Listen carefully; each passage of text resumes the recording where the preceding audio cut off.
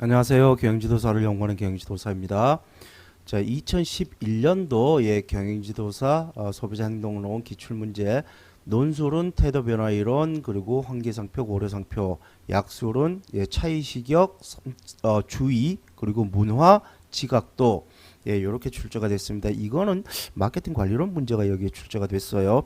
어쨌든 마케팅 관리론에서 소비자 행동론 문제가 출제되는 경우도 있고 소비자 행동론에서 마케팅 관리론 문제가 출제되는 경우도 있고 그렇습니다. 왔다 갔다 하면서 출제가 돼요. 먼저 논술 첫 번째 문제 태도의 정의 특징 태도의 유형성 그리고 태도 변화 이론에 대해서 설명을 해라 그랬는데 태도 관련된 문제는 2009년도에 한번 출제가 됐죠. 2010년도에도 출제가 되고 또 2021년도에는요 태도의 삼각 이론하고 1차원 이론 요 태도의 삼각 이론이라고 하는 거는요 인지 감정 행동 요게 태도의 3요소입니다. 요 삼각 이론은 요 삼각형으로 요 서로 균형을 이루고 있다라는 게 삼각 이론이고요. 1차원 이론은 시퀀스 모형으로 인지가 이루어지고 감정이 유발되고 난 다음에 행동으로 이어진대. 이게 1차원 이론이에요. 통상 이게 정설로 받아들여지고 있습니다. 그게 2021년도에 출제가 됐던 내용입니다. 태도의 정의는 이렇고요. 그리고 태도의 특징은 특정 대상을 상대로 한다. 방향성과 강도가 있다. 그리고 태도는 지속적이면서도 후천적이다. 태도는 한번 형성이 되면 지속적인 경향이 있지만 또 바뀌기도 한다 이 얘기입니다. 그리고 태도는요 직접적인 측정이 불가능합니다. 설문이라든가 이런 걸 통해서 간접적으로 측정할 수밖에 없다라는 얘기입니다. 그리고 태도는 환경에 의해서도 변할 수 있다 이 얘기예요. 그리고 이제 유용성, 태도 연구의 유용성은 소비자의 구매 행동을 예측할 수가 있고요. 목표 시장의 특성을 파악할 수가 있고 마케팅 활동의 평가 지침을 마련할 수가 있다라는 게 태도 연구의 유용성이다라고 박승배 교재에 쓰여져 있으니까 이 교재를 참고해서 정리를 하시면 될 것 같고요. 그 다음에 태도 변화 이론 태도 변화 이론에서는요 심리 균형에 의한 태도 변화 이론에는 인지 균형 이론, 일치성 이론, 인지 분열 이론 이런 것들이 있고 귀인 행동에 의한 태도 변화는 귀인 이론, 공변 이론, 자기지각 이론이 있고 저관여 태도 학습 이론에는 수동 학습 이론, 단순 노출 효과, 진실성 효과, 사회 판단 이론, 전개와 가능성 모델 등이 있고 인지적 정책 반응에 의한 태도 모델, 태도 변화 이런 이론들이 있습니다. 그러니까 이 각각의 이론들이 뭐다라는 게 전부 다 단타로 나올 수 있는 내용들이에요. 이런 것들은 단타로 안 나오겠지만 이런 것들은 다 예전에 단타로 나왔습니다. 이거는 올해 단타가 나왔어요. 그리고 요거는 한 2년 전인가 문제가 출제가 된 적이 있고요. 그리고 이 수동학습 이론도 한 2, 3년 전에 한번 문제가 출제가 된 적이 있고 그렇습니다. 그러니까 이 각각의 이론들이 뭔지 이거 다 알고 있어야 됩니다. 그리고 이제 논술 두 번째 문제 정보 탐색 과정에서 환기상표군과 고려상표군의 개념을 쓰고 이거의 관계를 그림을 그린 후 설명하고 소비자 행동 관점에서 어떤 마케팅 노력이 필요한지를 설명하시오 그랬습니다. 먼저 환기상표군과 고려상표군 환기상표군은 내부 탐색만으로 상표가 회상 또는 재인되는 상표 집합이 환기상표군이고요. 고려상표군은 외부 탐색까지 한 다음에 형성되는 상표 집합이 그 고려상표군입니다. 이 그림이요. 이거는 제가 그린 그림입니다. 참고로 이학식 교재에 보면 이 그림이 나와 있는데 그 이학식 교재에 들어가 있는 그림은 이거랑 비슷합니다. 맨날 이거랑 비슷한데 조금 이걸 옆으로 눕혀놨어요. 그림을 옆으로 눕혀놔가지고 조금 이해가 좀 아리까리 하더라고요. 그래서 아예 이걸 세워가지고 이게 이제 플로우 차트로 이렇게 그리는 게 훨씬 더 쉬울 것 같아가지고 제가 일부러 이렇게 그렸습니다. 어쨌든 이학식 교재에도 그림이 있기는 해요. 그 이학식 교재에 있는 그 그림이 편하신 분들은 그거 가지고 이해하셔도 되고 저는 그게 좀 이해가 안 되더라고요. 좀 그림을 옆으로 눕혀놔가지고 차라리 이렇게 플로우 차트로 이렇게 딱 그리는 게 오히려 저는 더 머릿속에 잘 들어와가지고 이렇게 그렸습니다. 제품군 내에 모든 상표가 있습니다. 그 중에 이제 먼저 내부 탐색을 하죠. 내부 탐색을 해서 형성되는 게 환기상표군입니다. 이 환기상표군만으로 의사결정을 하는데 충분하다? 그러면 이 환기상표가 그대로 고려상표군이 되는 거예요. 그런데 충분하지 않다? 아니다. 그러면 외부 탐색을 합니다. 그런 다음에 추가 탐색을 한 상표들이 들어가겠죠. 이게 여기에 포함이 됩니다. 추가적으로 탐색을 한 그런 상표들이 여기 포함됩니다. 그래서 이렇게 외부 탐색을 하면은요. 환기 상표 플러스 추가 탐색 상표요 두 개가 합쳐져 가지고 고려 상표군으로 형성되고요. 이 고려 상표군에서 최종적으로 대안 평가를 위해서 두세 개 상표로 줄이는 게 선택 집합이 되는 거예요. 요게 흐름입니다. 요게 훨씬 더 이해하기 쉬워서 저는 이렇게 플로우 차트로 그림을 그렸다라고 이해하시면 되고요. 자, 그러면 편의품이라든가 저관여 제품 같은 경우는 이거 안 하겠죠. 예, 편의품은 이렇게만 가겠죠. 통상 내부 탐색만으로 고려상표군을 형성하게 됩니다. 때문에 기업은 자사상표가 환기상표군, 이 환기상표군이 그대로 고려상표군이 되니까 환기상표군에 포함되도록 노력을 해야 된다. 그래서 기업 증대 방법을 활용하는 게 좋다. 그 얘기이고요. 그 다음에 이제 전문품이나 선매품 또는 고관여 제품 같은 경우는 적극적으로 외부 탐색, 예, 이거를 하겠죠. 이런 적극적인 외부 탐색을 하겠죠. 때문에 자사상품의 장점과 혜택을 부각해서 고려 상표군에 자사상품을 포함시키는 노력을 기울여야 될 것이다 라고 이렇게 정리를 해봤습니다. 이거 제가 이렇게 정리를 한 거예요. 뭐 교재에는 이런 내용은 따로 없습니다. 그러니까 이건 뭐 제가 정리한 거니까 아마 뭐 교재를 봐도 위와 비슷하게 쓰여져 있지 않을까라고 생각이 듭니다. 예. 그 다음에 예, 절대 시격과 차이 시격의 개념을 설명하고 예, 소비자 관점에서 활용 방안을 쓰라 그랬습니다. 절대 시격은요, 자극 자체를 감지하기 위한 최소의 강도입니다.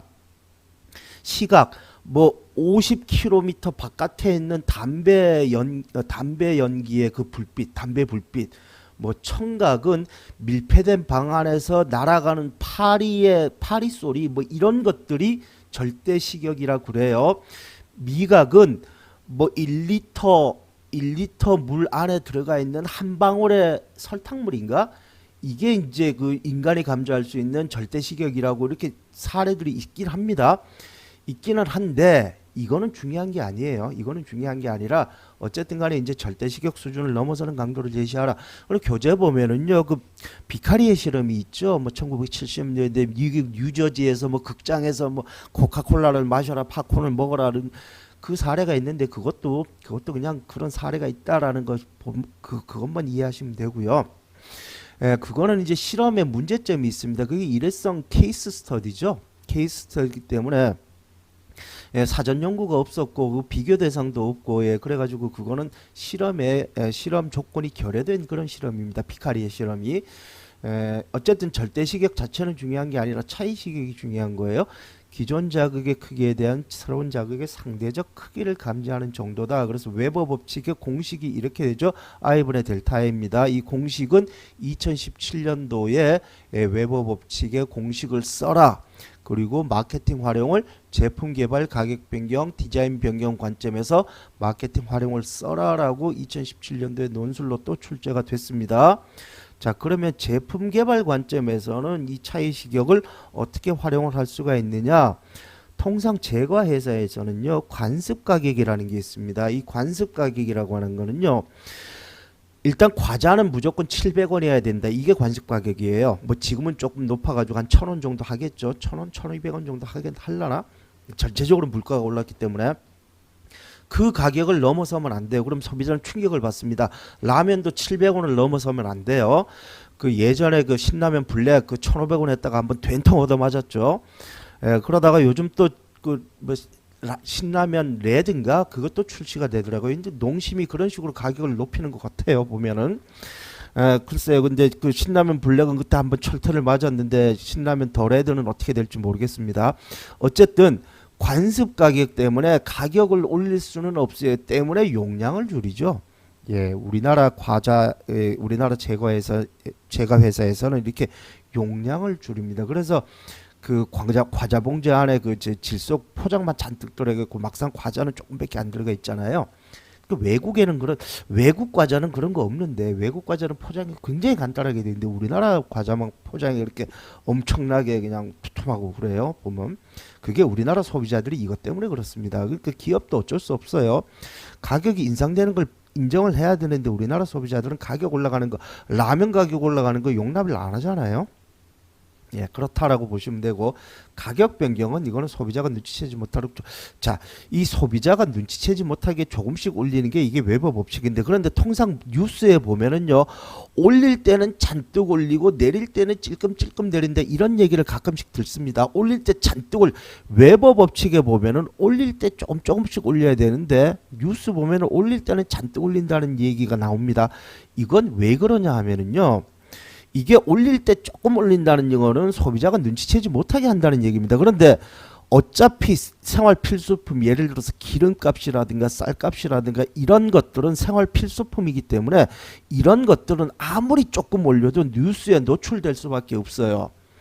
그러니까 뉴스에 어차피 노출될 거라면은요 그냥 왕창 올려가지고 프로스펙트 이론에 의해서 이익은 줄이고 손실은 묶어라 이런 거 있죠. 예, 이래서 아예 그냥 올릴 때 왕창 올린다라고 이해를 하시면 됩니다.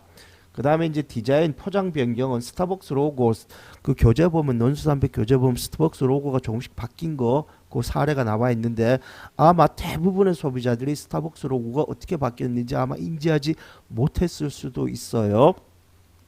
그리고 왜 감기 조심하세요라고 하는 그 광고 모델 있죠. 옛날에는 조선시대 기생이었습니다. 기생이었다가 양반 부인이었다가 바비 인형이었다가 이제 최근에는 연예인으로 나오고 있죠. 그런데 소비자들은 그걸 눈치를 채지 못했다. 뭐 그런 얘기이고요. 그 다음에 이제 주위의 선택적 주의의 중요성과 선택적 주의에 영향을 미치는 요인, 예, 요게 이제 주의가 22년도에 다시 출제가 됐기 때문에 요거는 조금 안심을 해도 되지 않을까라고 생각이 듭니다. 예, 관여 수준에 따른 주의 그리고 주의의 개인적 요인, 주의의 자극적 요인, 예, 이렇게 이제 최근에 문제가 출제가 됐기 때문에 예, 요거는 조금 주의와 관련돼서는 좀 한동안 좀 안심을 해도 되지 않을까라고 생각이 드는데 요게 있어요. 요게 이제 이학식 교재인가에 요게 쓰여져 있는데 주의의 특징이 있습니다. 주의의 특징은 선택적이다. 그리고 집중이다. 그리고 분리가 가능하다. 운전도 하면서 동시에 핸드폰을 한다. 그러니까 두 군데 동시에 주의를 집중할 수가 있다. 그러니까 주의는 분리가 가능하다 이거고요. 그리고 주의는 한계가 있다. 무한정 주의를 기울일 수는 없는 거다. 어느 정도 주의를 기울이다 보면 한계에 도달해 가지고 더 이상 주의를 안 하게 된다. 요게 주의의 한계성이에요. 요게 아마 이학식 교재 요 내용이 들어가 있을 겁니다. 그러니까 요거는 아직 출제가 안 된 거니까 요거는 조금 정리를 해 두실 필요가 있지 않나 생각이 들고요. 그리고 이제 주의력의 영향 요인 그래가지고 소비자 요인, 마케팅 요인, 예, 상황 요인 이런 게 있다고 그랬죠. 주의력의 영향 요인, 욕구 활성화 요인, 동기 유발 요인, 정보 탐색의 영향 요인, 기대 수준의 영향 요인 이게 다 비슷비슷하다 그랬습니다. 다 비슷비슷하게 소비자 요인 그리고 뭐 제품 요인 또는 마케팅 요인이 있고 상황 요인이 있다 그랬어요. 이런 것들이 다 비슷비슷한 거기 때문에 퉁쳐서 같이 암기해 두시면 됩니다. 물론 조금씩은 다른데요. 퉁쳐서 같이 암기해 두셔도 아무 문제가 없습니다. 주의력의 영향 요인, 동기 활성화 요인, 욕구 활성화 요인, 동기 유발 요인, 뭐 기대 수준의 영향 요인, 정보 탐색의 영향 요인 이게 다 비슷비슷한 내용들이에요. 그래서 퉁쳐서 같이 정리해 두시면 됩니다. 그 다음에 이제 문화의 특징하고 문화의 구성 요인, 예, 문화의 개념은 이런 개념이고요. 문화의 특징 그래서 박승배 교재에는 이렇게 쓰여져 있습니다. 구성원의 행동 기준과 규범을 제공한다. 인간이 만든 것으로 공동생활로 창조되고 공유된다. 문화의 시익을 통해서 사회 구성원들에게 학습되고 세습된다. 그리고 지속적이면서도 동체적이다. 변한다 이거죠. 문화가 동태적이라는 얘기는. 그리고 보이지 않고 당연한 것으로 수용한다. 이렇게 쓰여져 있습니다. 이게 문화의 특징이고 그 다음에 이제 문화의 구성 요인 그래가지고 이거는 교재마다 다 다르게 쓰여져 있는데 먼저 이게 박승비 교재의 요 내용이 들어가 있는데 이 사람들은 이거를 문화의 구성 요소라고 썼다. 그리고 이제 임종원하고 라사나 교재에는 아직도 이렇게 쓰여져 있습니다. 임종원 교재는 옛날 교재니까 빼고요. 이 라사나 교재의 상당 부분이 임종원 교재를 그대로 많이 인용을 해놨어요. 그래서 라사나 교재는 아직도 이렇게 쓰여져 있습니다. 그리고 박승배 교재는 이렇게 쓰여져 있어요. 문화적 신념, 문화적 가치, 문화적 균형 이렇게 되어 있고요. 이학식 교재는요 의뢰만 써놨습니다. 이거 다 빼고 얘만 이학식 교재는 얘만 의뢰만 문화의 구성 요소로 설명을 해놓고 있어요. 어쨌든 이거는 교재마다 이 내용이 다 다르기 때문에 글쎄요 문제로 출제될 가능성은 희박하지 않을까라고 생각이 듭니다. 그다음에 이제 포지셔닝 맵이 문제가 출제가 됐어요. 이 포지셔닝 맵이나 지각도나 똑같은 내용입니다. 퍼셉션 맵이라 그러는 게 지각도라고 그러고 이제 통상 포지셔닝 맵이라 그러는데 이게 2021년도에 마케팅 관리론에서 출제가 된 내용입니다. 그러니까 이제 최서일 교재에 이런 내용이 들어가 있어요. 포지셔닝 맵, 즉 지각도 똑같은 내용이니까 이거는 이때 설명을 할 때 다 설명을 드렸던 내용이고요. 이게 전략적 유용성, 예, 마케팅 적용 시사점이나 뭐 전략적 유용성이나 똑같은 얘기죠. 예, 최서일 교재에 이렇게 쓰여져 있습니다. 이거는 이때 출제된 내용하고 동일한 내용이니까 재작년에 출제됐으니까 뭐 다시 출제될 가능성은 희박하겠죠. 예, 그러니까 예. 그리고 다차원 척도법도요 올해 출제가 됐습니다. 이 포지셔닝 맵을 측정하는 게 다차원 측정법이죠. 다차원 척도법도 올해 출제가 됐기 때문에 포지셔닝 맵, 다차원 척도법 공이 다 당분간은 출제될 가능성이 희박하다, 뭐 없지 않을까라고 생각이 듭니다. 이렇게 해서 2011년도 기출문제 살펴봤습니다. 시청하시느라고 수고하셨고요. 제가 정리해 놓으라는 것만 따로 정리해 놓으시면 되지 않을까라고 생각이 듭니다. 시청하시느라고 수고하셨고 다음 시간에 또 다시 2012년도 문제로 다시 찾아뵙겠습니다.